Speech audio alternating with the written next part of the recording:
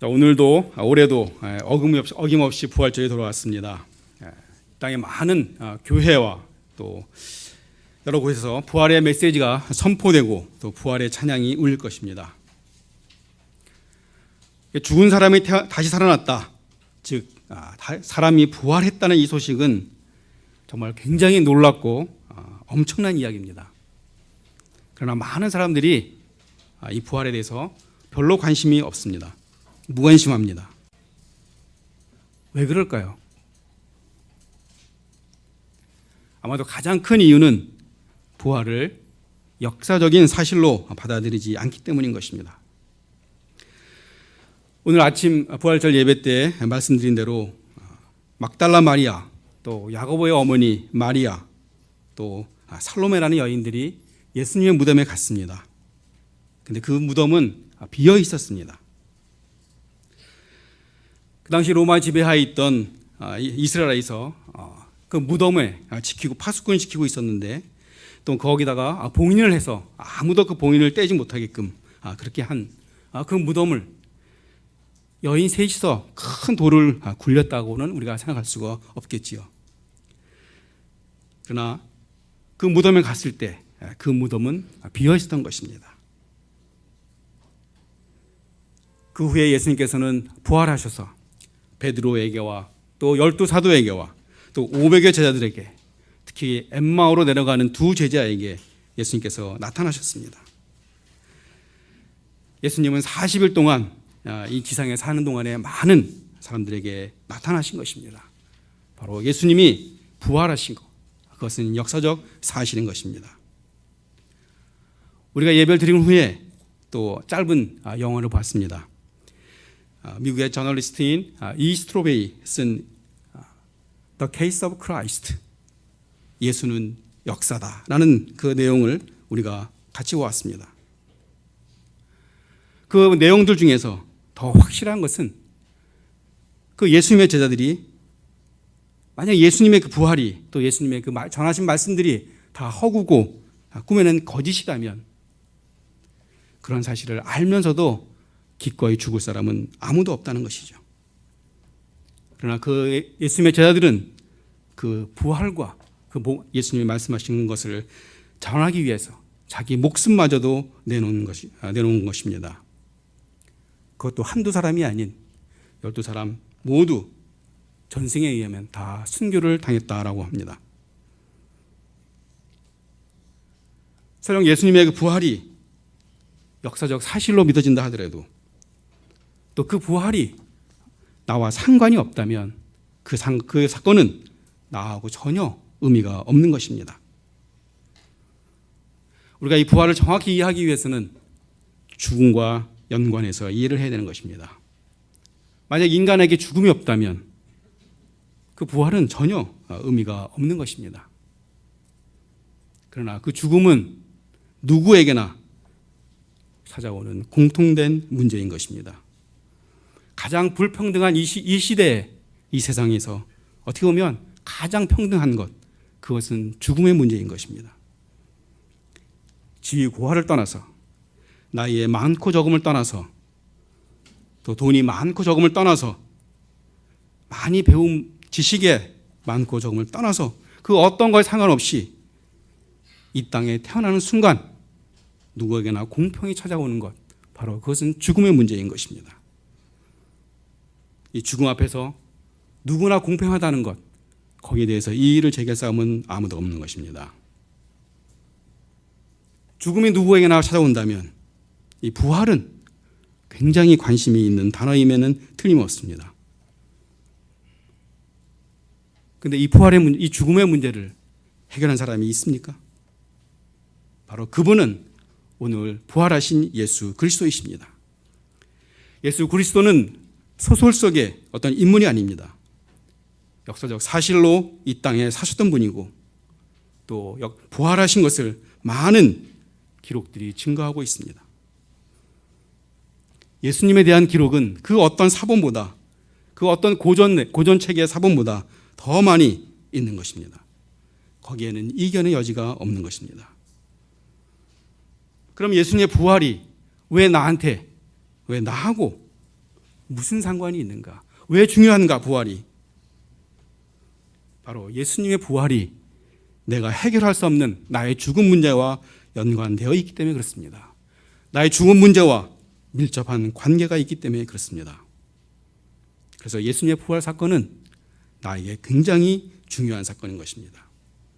첫째로 예수님은 우연히 죽었다가 다시 살아나신 것이 아닙니다. 예수님은 자신의 부활을 예고하셨고 또 그 예고대로 3일 만에 부활하신 것입니다.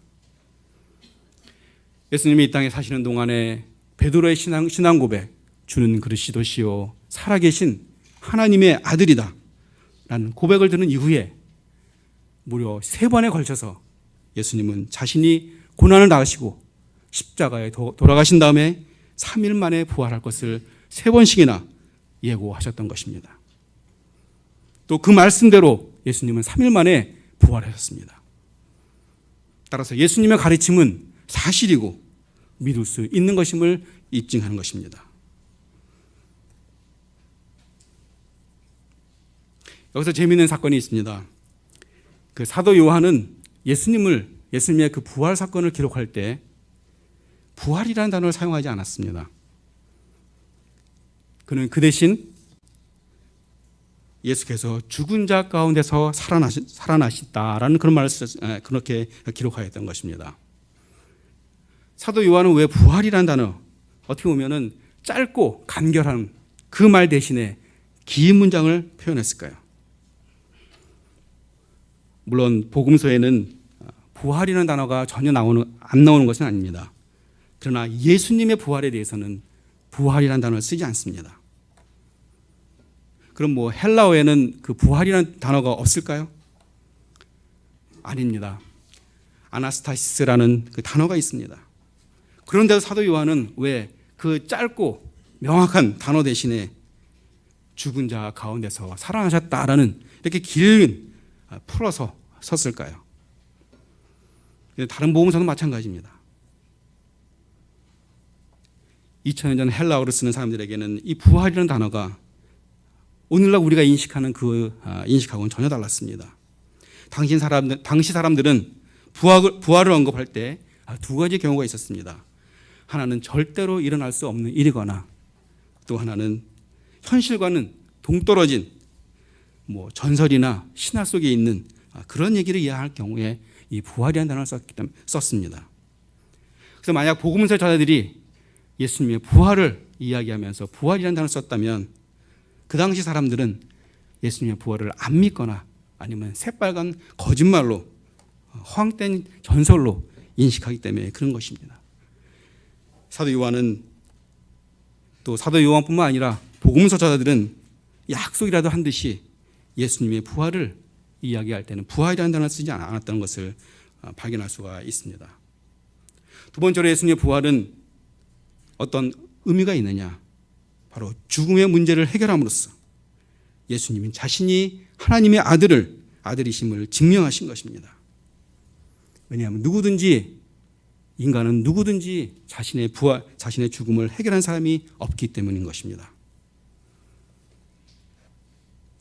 로마서 1장 4절에 성결의 영으로는 죽은 자들 가운데서 부활하사 능력으로 하나님의 아들로 선포되셨으니 곧 우리 주 예수 그리스도시니라. 예수님은 공생애 동안에 많은 이적과 기적을 행하셨습니다. 특히나 3번씩이나 죽은 자를 살리셨습니다. 한 번은 사망한 지 얼마 안 된 회당장 야이로의 딸을 살렸습니다. 또 2번째로는 장사 지내러 나오는 나인성 과부의 외아들을 살리셨습니다. 또 3번째는 예수님이 사랑하는 마리아와 마르다의 오라버니 나사로. 이미 나사로는 죽은 지 나흘이나 돼서 썩은 냄새가 나는 그 나사로를 살리셨습니다. 이렇게 3번에 거쳐서 어떻게 보면 그 죽은 정도가 점점 증가하는데 3번씩이나 예수님께서는 그 죽은 자를 살리시면서 바로 자신이 부활할 것을 예고하신 것이죠. 맨 나중에는 본인 스스로가 죽었다가 3일 만에 살아나심으로써 바로 자신이 하나님의 아들이심을 스스로 입증하신 것입니다. 셋째는 예수님이 부활하심으로써 우리 모두의 죄가 해결됐다는 사실인 것입니다. 죽음은 죄의 대가입니다. 죄를 범했기 때문에 죽음이 우리에게 임한 것입니다. 사도 바울은 로마서 5장에 대표와 연합의 원리를 들어서 부활을 설명하고 있습니다. 즉 아담은 온 인류를 대표해서 죄를 지음으로써 온 인류에게 원죄가 미쳤다는 것입니다. 바로 그 죄로 말미암아서 우리에게 죽음이 찾아온 게 된 것입니다. 그러나 마찬가지로 마지막 아담인 예수 그리스도가 온 인류의 죄를 대신해서 십자가의 죽으심으로 우리의 대속 사업을 완성하셨고 또 3일 만에 부활하심으로써 우리들의 모든 죄를 다 죄사함 받게 된 것입니다. 로마서 4장 25절에 예수는 우리가 범죄한 것 때문에 내어줌이 되었고 또한 우리를 의롭다 하시기 위해서 살아나셨느니라. 바로 예수님의 부활은 우리를 의롭게 하기 위해서 부활하신 것입니다. 따라서 예수님을 나의 구주로 고백하는 모든 사람들에게는 더 이상 죄인이라 칭하지 아니하고 의인이라고 선포하신 것입니다. 우리가 이것을 칭의 justification이라고 이야기하는 것입니다. 그럼 모든 믿는 사람들은 예수님 안에서 그 믿음으로 우리 모두가 의인이 된 것입니다. 더 이상의 정죄함은 없는 것입니다. 우리 믿는 자에게는 죄가 없기 때문에 이제는 더 이상 사망이 우리의 왕노릇할 수가 없는 것입니다. 우리를 짓눌렀던 그 사망 권세가 이제는 자유함을 얻게 된 것입니다. 그런데 이 예수님의 부활 사건은 단순히 예수님이 자신이 얘기한 것을 실행한 그런 정도의 일이 아닌 것입니다. 하나님은 온 인류를 구하기 위해서 이런 구속사역을 계획하셨고 그 계획 안에서 예수님은 자발적으로 십자가를 지심으로써 하나님의 그 구속사역을 완성하신 것입니다. 예수님께서 십자가를 지셨을 때 우리들의 모든 죄를 지고 십자가를 지셨을 때 하나님은 그 아들 예수 그리스도마저 십자가에서 처벌받도록 내버려 두신 것입니다. 엘리 엘리 라마 사박다니 나의 하나님 어찌하여 나를 버리시나이까.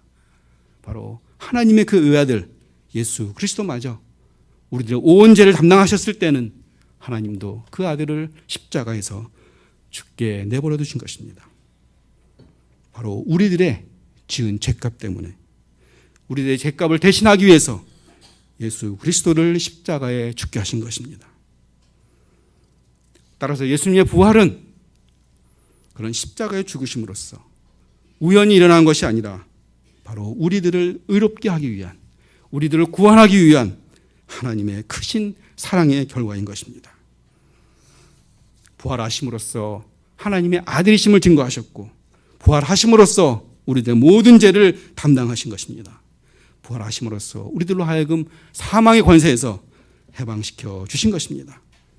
그러므로 예수님의 말씀은 사실이고 또 그대로 이루어지신 것입니다. 부활하신 예수님이 우리에게 무엇이라고 말씀하실까요? 요한복음 11장 25절에 예수께서 이르시되 내가 곧 길이요 나는 부활이요 생명이니 나를 믿는 자는 죽어도 살겠고, 즉 우리는 다 부활할 것을 말씀하셨습니다. 예수님의 말씀은 사실이고 또 그대로 이루어졌기 때문에 예수 그리스도를 나의 구주로 고백하는 모든 사람들은 예수님과 함께 부활할 것을 약속하신 것입니다. 따라서 우리 믿는 사람들은 예수님이 오실 때 다 예수님과 같이 부활할 것입니다.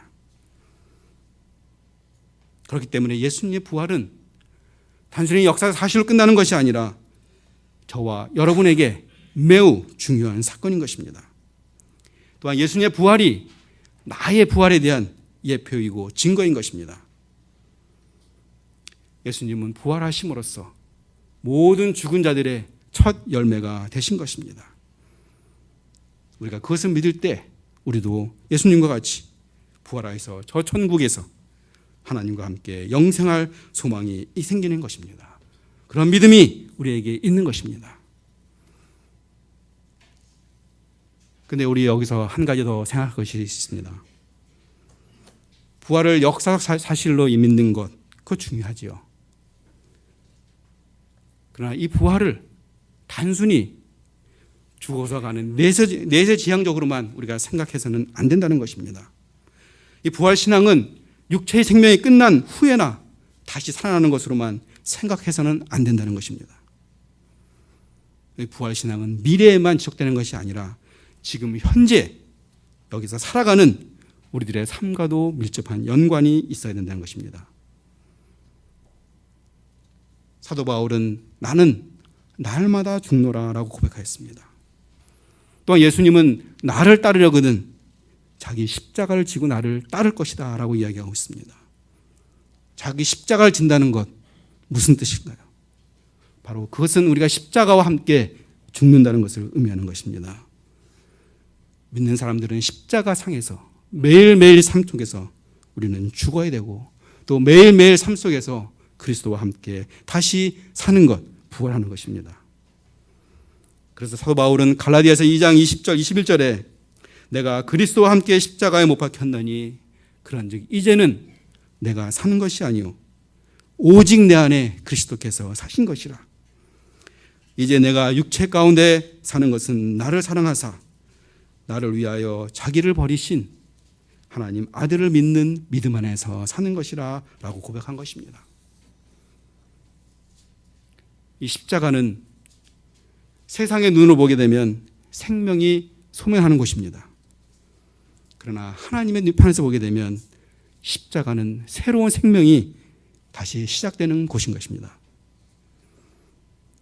그리스도께서는 십자가에 죽었다가 부활하심으로써 다시 생명을 회복하셨고 또 제자들에게 믿음을 희망을 회복시키고 모든 믿는 자들에게 믿음을 회복시켜 주신 것입니다. 부활이 2000년 전에 예수님이 죽으셨다가 다시 살아나신 그냥 일회성 사건으로 끝난다면 그것은 나와 아무 상관이 없습니다. 그러나 부활은 지금도 일어나고 있고 나하고 상관이 있어야 되는 것입니다. 사도 바울은 자신은 그리스도와 함께 못 박혔다라고 이야기하고 있습니다. 즉 예수님과 함께 십자가에 죽었다라고 이야기하고 있습니다.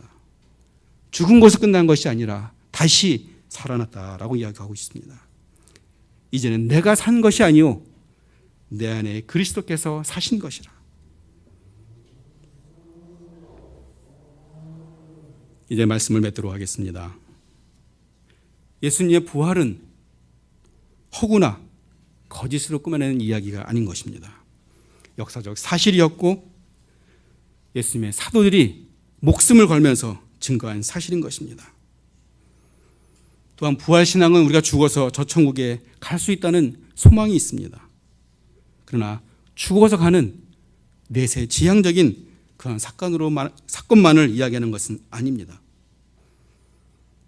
죽음의 권세를 깨뜨리고 부활하신 예수님을 따라 우리도 부활의 소망이 있고 저 천국에 갈 소망이 있습니다. 그렇지만 그 부활은 현실과 괴리된 것이 아니라 현실과 밀접한 관계가 있는 것입니다. 사도 바울이 이야기했듯이 내가 그리스도와 함께 죽었으니 이제는 내 안에서 그리스도가 사신다라고 얘기했습니다. 내 경험, 내 지식, 나의 계획, 내 것이라고 생각하는 모든 것들이 바로 십자가 밑에 죽고 바로 예수 그리스도와 함께 다시 살아나야 되는 것, 다시 부활하는 것, 바로 예수 그리스도가 주장되는 삶이 되며 그것이 부활의 삶인 것입니다. 이제 오늘 부활절을 맞이해서 우리가 예수 그리스도가 부활하신 것처럼 우리 안에 예수님의 그 풍성한 은혜가 넘치고 또 예수님의 그 부활의 그 소망들이 우리 안에 넘치시기를 예수 그리스도의 이름으로 축원합니다. 아멘. 우리 기도하도록 하겠습니다. 예수님의 부활은 2000년 전의 일회성 역사적 사건으로 끝나는 것이 아닙니다. 또한 단지 죽어서 가는 내세에만 국한된 것이 아닌 사도 바울과 같이 날마다 나는 죽노라라는 고백으로 저희들도 각자 각자의 십자가를 지고 예수님을 따라갈 수 있도록 주님 인도하여 주시옵소서. 살아있는 믿음의 소유자들로 삼아 주시옵소서. 예수 그리스도의 이름으로 기도합니다. 아멘.